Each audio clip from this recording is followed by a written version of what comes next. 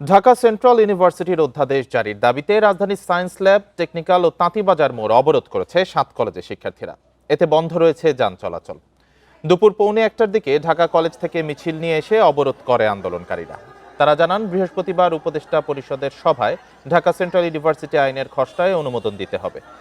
একই সঙ্গে রাষ্ট্রপতির পক্ষ থেকে চূড়ান্ত অধ্যাদেশ জারি করতে হবে।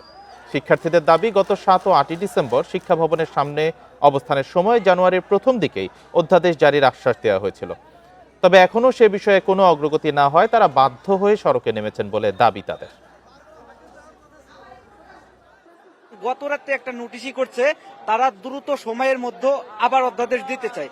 এটা আমরা মেনে নিতে পারছি না। বারবার আশ্বাস দেওয়ার পরে কেন এরকম মূলা ধরিয়ে দিচ্ছে আমাদের উপর।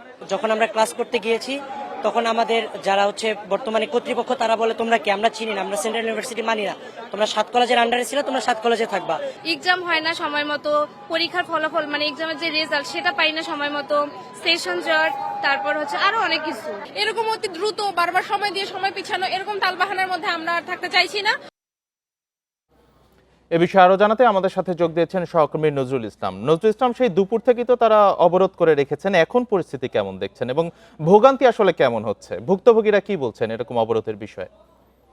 আপনি যেমনটি বলেছিলেন যে আসলে সেন্ট্রাল বিশ্ববিদ্যালয় অর্থাৎ 7 কলেজে যে সম্মিলিত যে বিশ্ববিদ্যালয় আছে, এই বিশ্ববিদ্যালয়ের শিক্ষার্থীরা দুপুরের পর থেকে কিন্তু সায়েন্স ল্যাব মোড়ে কিন্তু তারা অবস্থান করছে। সেই অবস্থান কিন্তু এখনো চলমান রয়েছে এবং তাদের দাবি, তারা বলছে যে আসলে যে আগামীকাল যে উপদেষ্টা পরিষদের যে বৈঠক রয়েছে, সেই উপদেষ্টা পরিষদের বৈঠকে মহামান্য রাষ্ট্রপতির আদেশক্রমে যাতে তারা অধ্যাদেশ জারি হয়, অর্থাৎ সেন্ট্রাল বিশ্ববিদ্যালয় স্থাপনের যে অধ্যাদেশ, সেই অধ্যাদেশের যে অধ্যাদেশটি আসলে যাতে প্রজ্ঞাপন আকারে জারি হয় সেটি আসলে হয়।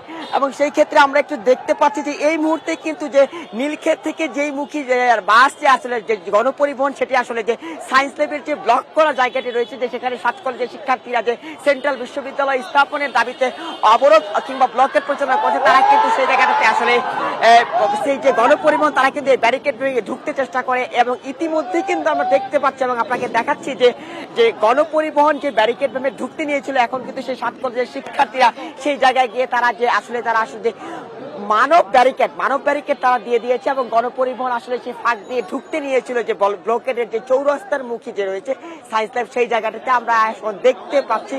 এবং তারা দাবি জানাচ্ছে যে আগামীকালকের মধ্যেই উপদেষ্টা পরিষদে যে সেন্ট্রাল বিশ্ববিদ্যালয়ের অধ্যাদেশ যে প্রজ্ঞাপনটি আসলে যেটি আসলে সরকার অনুমতি দিয়ে দিয়েছে, এই বিষয়টি তারা আসলে যে একেবারে যে ফাইনাল সিদ্ধান্ত সেটি তারা আগামীকালকের মধ্যে চেষ্টা করতে। এবং তারা বলছে যে যেহেতু বাংলাদেশের আইন এবং বিধি মোতাবেক অনুযায়ী কিন্তু বিশ্ববিদ্যালয়ের সকল ক্ষেত্রে আচার্য মহামান্য রাষ্ট্রপতির আদেশ প্রয়োজন, সেই আদেশটাও কিন্তু তারা আগামীকালকের মধ্যে চাচ্ছে।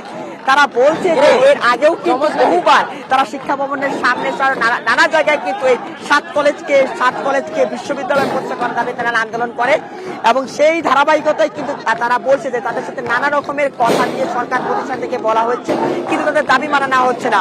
আমরা দেখতে পাচ্ছি যে নীলক্ষেতমুখী অর্থাৎ সায়েন্স ল্যাব থেকে নীলক্ষেতমুখী যে কলাবাগান যাওয়ার যে রাস্তাটি রয়েছে, সেই জায়গাতে কিন্তু আসলে গণপরিবহন ব্যারিকেড ভাঙতে চেষ্টা করেছিল এবং সেই জায়গাটিতে কিন্তু আসলে শিক্ষার্থীরা কিন্তু সকলে মিলে আবারও সেই ব্যারিকেডটি আটকে দিয়ে পুরো রাস্তাটা ব্লকেট করে দেয়।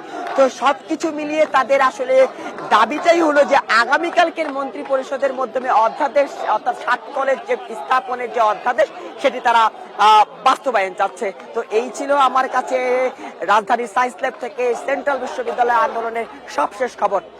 ধন্যবাদ আপনাকে। সহকর্মী নজরুল ইসলাম জানাচ্ছিলেন সায়েন্স ল্যাব থেকে।